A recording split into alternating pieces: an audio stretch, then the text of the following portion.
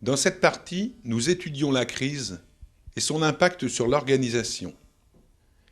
Quelle est l'origine de la crise? Quel type de crise peut-on trouver dans une entreprise? Qu'est-ce que le conflit?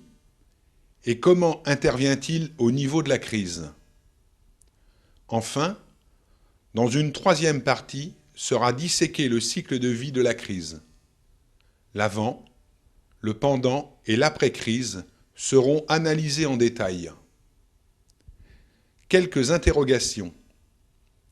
La crise en tant que facteur d'évolution, ou la crise est-elle ce choc qui donne le coup de pied au derrière et qui fait rebondir une entreprise?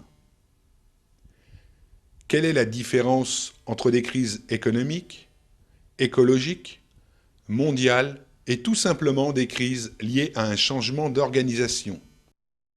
La naissance d'une crise peut-elle être perçue dans certains comportementaux, signaux internes ou externes à l'entreprise? On appelle cela les signaux faibles. La crise est généralement découpée en trois parties: avant, pendant et après. On peut dire que le pendant, c'est le choc. Comment s'explique ce choc chez les individus? Comment est-il répercuté au sein de l'organisation? Dans le choc, nous retrouvons les représentations, les modèles mentaux.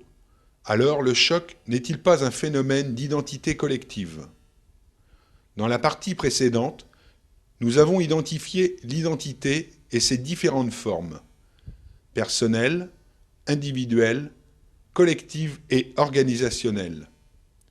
Nous avons vu que l'identité, dans son cycle de vie, subissait des ruptures, que nous appelons les crises d'identité.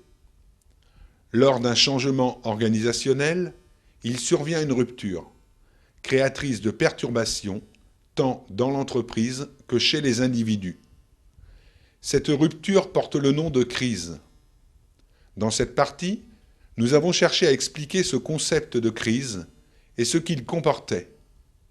Dans la partie comportementale, nous allons mettre en œuvre les aptitudes des individus face à la crise, leurs engagements individuels au sein de l'organisation.